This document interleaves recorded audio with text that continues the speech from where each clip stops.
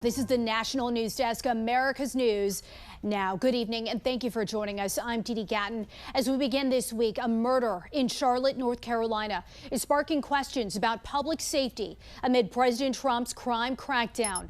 We have team coverage. Kayla Gaskins in Washington as lawmakers call for criminal justice reform.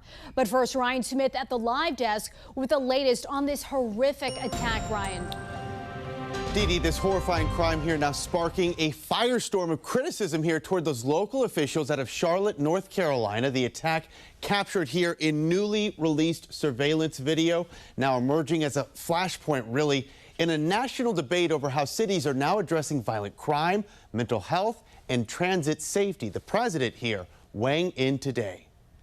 I just give my love and hope to the family of the young woman who was stabbed in Charlotte by a madman, a lunatic. She's just sitting there. So they're evil people. We have to be able to handle that. If we don't handle that, we don't have a country. The victim of this horrific crime, 23-year-old Irina Zarutska, fled the war in Ukraine, her family says, only to be killed in that unprovoked attack back on August 22nd. The suspect in this case, DeCarlos Brown, you see him here, now charged with first-degree murder. He has a long rap sheet. He's been arrested actually at least 14 times. He even served 5 years for robbery with a deadly weapon. Charlotte's mayor tonight acknowledged the systemic failures and announced new safety measures for transit riders. She then said this attack was a, quote, tragic failure by the courts and magistrates. She went on to say our police officers arrest people only to have them quickly released, which undermines our ability to protect our community and ensure safety. You know, this video, as we've discussed before, beyond terrifying. This Ukrainian refugee just riding on the train when the suspect gets up with a knife and just unleashes and repeatedly stabs her. And the big question a lot of folks are saying is, why wasn't he locked up? And I know you hate the term career criminal, but as you heard me say just now, more than a dozen times we have all these mugshots showing how many times he's actually been arrested. Yeah, I do hate the term career criminal, Jan, because to me it shows the criminal justice system has failed.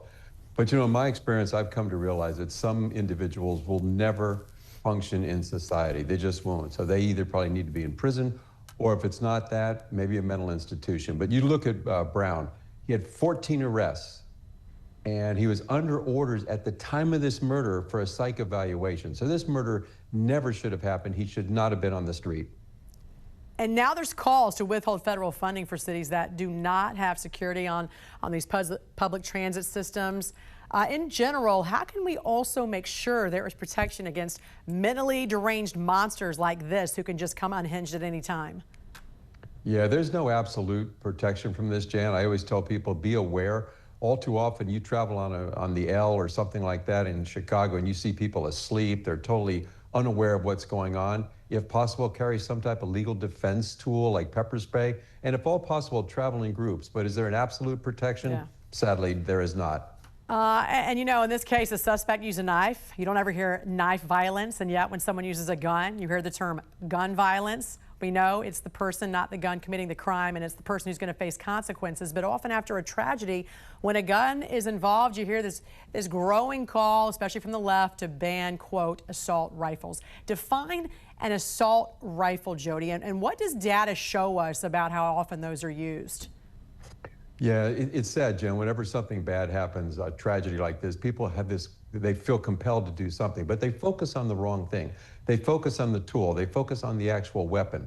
If you talk to most of the people calling for an assault rifles ban, they couldn't even tell you what the designation AR in an AR-15 stands for. It actually stands for Armalite Rifle. That was the company that designed the M16. So what is an assault rifle? If we go back to the 1994 assault rifle ban, it had to have two of the following components: a pistol grip, a folding stock, a flash suppressor, a bayonet mount, and a grenade launcher. So do these weapons look scary? Yes. Can they be deadly in the hands of a criminal? Yes. But all firearms can do that. So I think you have to look closer at what the data actually says. And then, quite frankly, the Second Amendment gives law-abiding American citizens the right to bear arms. And quite frankly, you say, when you look at the stats and you look at the data, AR is clearly not the issue. Tell us more about this. Yeah, Jen, whenever I hear get rid of all the weapons, ban them in the United States, I'm always reminded of that horrible incident in 2016 in Nice, France, where basically an ice cream truck killed 86 people and injured 458. So evil is going to find a way. They're just, if it's not a weapon, it's going to be a truck. But let's look at guns in the United States. Variety of sources. We don't have a national gun registry, but let's say for sake of discussion, there's over 500 million firearms in the United States. The assault rifles, as they call it, are actually AR-15s, comprise about 30 million firearms. So that's about 6% of all the firearms. And ARs actually make up about 20 or 30% of all rifles. So now let's look at the weapons that are used in murders. This is based on 2023 FBI data, which is the last complete year. So there were over 18,000 homicides with firearms. Most of those, as you might guess, were committed by handguns. Rifles were used in 541 incidents. So that's about 2.4%. And keep in mind, that category is all rifles. And if we look back, ARs make up about 20 to 30% of rifles. So that's 541 murders with a rifle. So let's compare that to other weapons. Would you be surprised to know that hands, fists, and feet using personal weapons accounted for 665 murders, 2.9%. So if we look at the lethality of weapons, hands, fists, and feet are more lethal than rifles. And I think that's an important fact to consider. Knives used in this horrible attack on that Ukrainian woman make up about 7.1% of the murders. So clearly, ARs are not the issue when we talk about murders in the U.S. Yeah, and as you say, evil will find a way irregardless of what is banned. All right, former head of the Chicago PD and veteran FBI special agent in charge, Jody Weiss. Great to see you, sir. Thanks for joining us. Thank you, Jen. Have a great day. You too. Instead, failed leaders like my state's governor, tough to call him that, rail against President Trump and the Republican Party in an attempt to defend their own dangerous soft-on-crime policies. These soft-on-crime policies don't just defy common sense. They put real lives at risk. The whole world witnessed this when over the weekend a video was released of a 23-year-old woman boarding a train in Charlotte, North Carolina.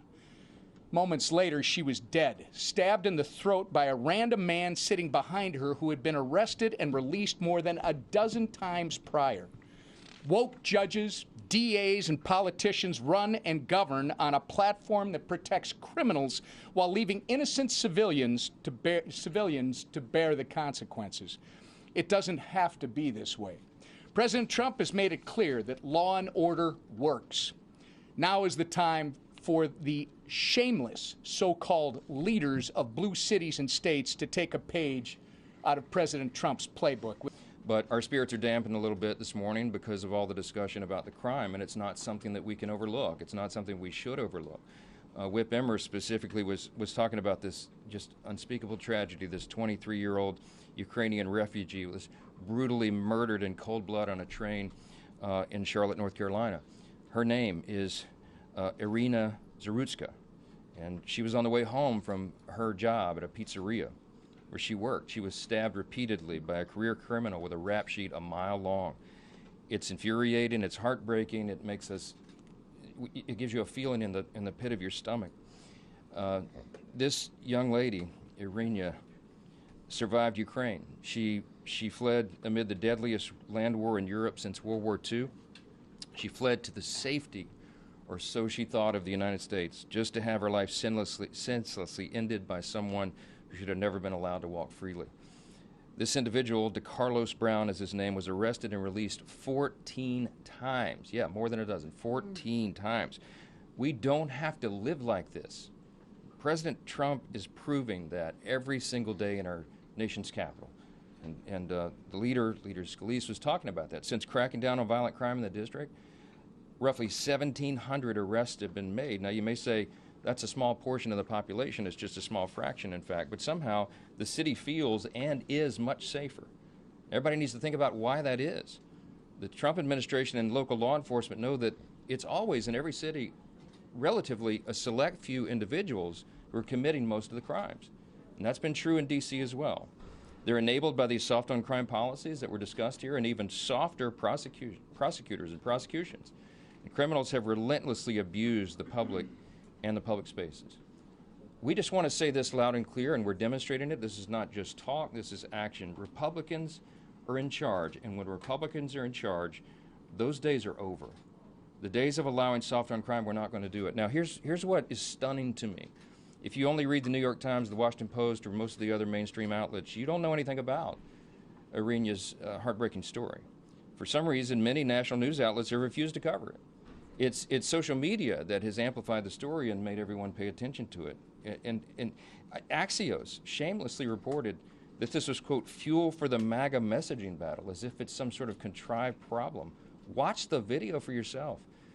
It's a tragedy. It's a completely avoidable tragedy that deserves the nation's attention. For now, all we can do is pray for the family, the Zarutska family, and continue our calls for the swift application of justice.